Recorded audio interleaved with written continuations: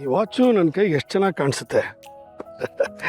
ಜಾನ್ಕಿ ಅವ್ರದ್ದು ಟೇಸ್ಟ್ ಅಂದರೆ ಟೇಸ್ಟ್. ಆದರೂ ಹೀಗೆ ದಿನ ಕಟ್ಕೊಂಡು ಓಡಾಡ್ತಾ ಇದ್ದೀನಲ್ಲ, ಸ್ಕ್ರ್ಯಾಚ್ ಗೀಚ್ ಆಗಿಬಿಟ್ರೆ. ಇಂಥ ವಾಚ್ಗಳು ನನಗೆ ಕೊಂಡ್ಕೊಳ್ಳೋದೇನು ದೊಡ್ಡ ವಿಷಯನೇ ಅಲ್ಲ.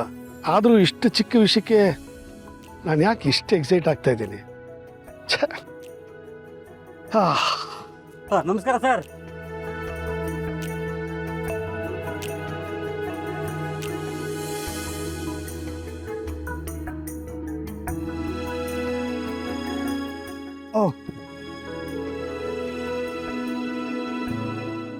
ಏನೋ ಮಿನಿಸ್ಟರ್ ಸಾಹೇಬರು ಮುಖದಲ್ಲಿ ಏನೋ ಒಂದು ಅಪೂರ್ವವಾದ ಕಳೆ ಇದೆಯಲ್ಲಪ್ಪ.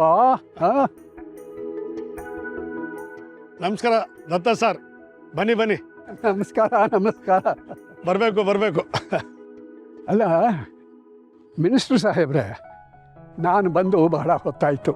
ಆದರೆ ಸಾಹೇಬರು ತಮ್ಮದೇ ಪ್ರಪಂಚದಲ್ಲಿ ಕಳೆದು ಹೋಗ್ಬಿಟ್ಟಿದ್ರು.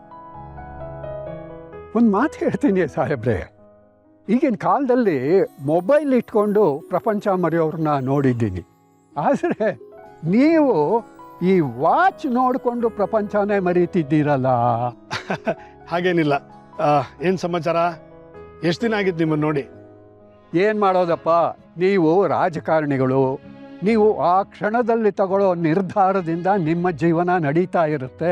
ಆದರೆ ನಮ್ಮದು ಓಡಾಡ್ತಾ ಇರುತ್ತೆ. ಅದನ್ನು ನಿಭಾಯಿಸ್ಬೇಕು ನಾವು ಅಲ್ವಾ?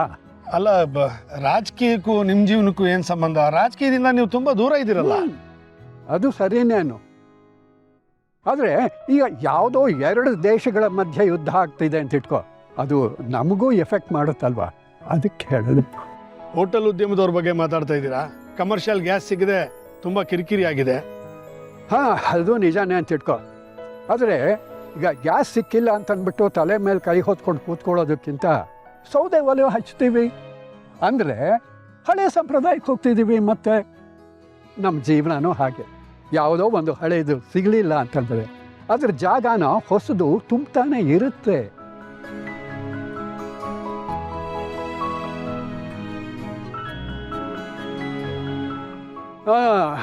ಅದರಲ್ಲಿ ಏನು ಇತ್ತೀಚೆಗೆ ಮಿನಿಸ್ಟರ್ ಸಾಹೇಬರು ತಮ್ಮ ಫಿಟ್ನೆಸ್ ಬಗ್ಗೆ ತುಂಬ ಯೋಚನೆ ಮಾಡ್ತಿರೋ ಹಾಗಿದೆ. ನಮ್ಮ ಆರೋಗ್ಯದ ಬಗ್ಗೆ ನಾವು ಕಾಳಜಿ ವಹಿಸಲೇಬೇಕು. ಆಗ್ಲಿಲ್ವಾ, ನಮಗೆ ಕಾಳಜಿ ತೋರಿಸೋರ ಬಗ್ಗೆ ಗೌರವ ಕೊಡೋಕ್ಕಾದ್ರೂ ಇದನ್ನು ಪಾಲಿಸ್ಲೇಬೇಕಲ್ಲ. ಅದಕ್ಕೆ ಮಾಡ್ತಾ ಇದ್ದೀನಿ. ಈ ನಿಮ್ಮ ಮಾತಲ್ಲಿ ತುಂಬಾ ಅರ್ಥಗಳಿರೋ ಹಾಗೆ ಕಾಣಿಸ್ತಿದೆ.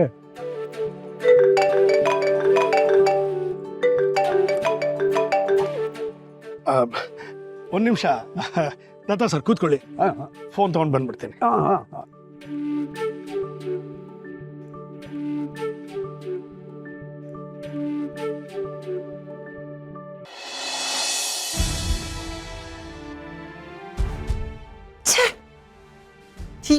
ಈ ಮನೆಯಲ್ಲಿ ನನ್ನ ಮಗನಿಗೆ ಮರ್ಯಾದೆನೇ ಇಲ್ಲ.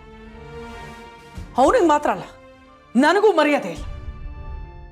ಒಂದು ಕಡೆ ಆ ಶ್ರಾವಣಿ, ಇನ್ನೊಂದು ಕಡೆ ಮುದುಕಿ, ಮತ್ತೊಂದು ಕಡೆ ನಂದಿನಿ ಎಲ್ಲೋ ದೂರದಲ್ಲಿ ನಿಂತ್ಕೊಂಡು ನನಗೆ ಟಾರ್ಚರ್ ಕೊಡ್ತಿದ್ದಾರೆ. ಈ ವೀರು ಏನಾದರೂ ಅವ್ರ ಜೊತೆ ಸೇರ್ಕೊಂಡ್ಬಿಟ್ರೆ ಅಷ್ಟೇ, ಎಲ್ಲರೂ ಸೇರಿ ನನಗೆ ನರಕ ತೋರಿಸ್ಬಿಡ್ತಾರೆ.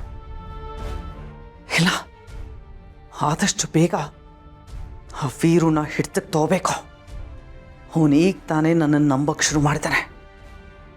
ನಿಧಾನವಾಗಿ ಅವನ ನಂಬಿಕೆನ ಗೆದ್ದು ಅವನ ಅಧಿಕಾರನ ಕಿತ್ಕೋಬೇಕು.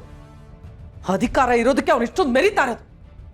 ಆ ಶ್ರಾವಣಿ ಅವಳು ನನ್ನನ್ನೇ ಈ ಮನೆಯಿಂದ ಕುತ್ತಿಗೆ ಹಿಡಿದು ಆಚೆ ಹಾಕ್ತಾಳ. ಈ ಮನೆ ಅವಳದು ಅಂತ ಅಹಂಕಾರದಿಂದ ಹೇಳ್ಕೋತಾಳೆ.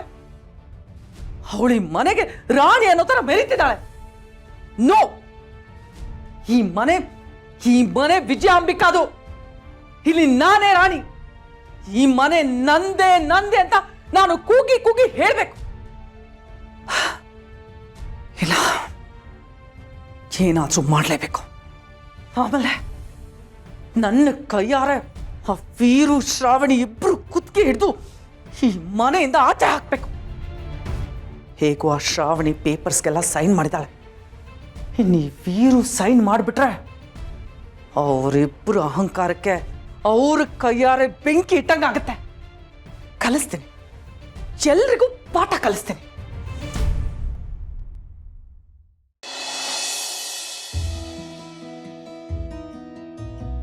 ಹಲೋ ಜಾನಕಿ ಅವರೇ, ನಾನು ನಿಮ್ಮನ್ನೇ ನೆನಪು ಮಾಡ್ಕೊತಾ ಇದ್ದೆ. ಅಷ್ಟರಲ್ಲಿ ನೋಡಿ ನೀವೇ ಫೋನ್ ಮಾಡಿದ್ದೀರಾ. ನನ್ನನ್ನು ನೆನಪು ಮಾಡ್ಕೊಳ್ತಿದ್ರಾ?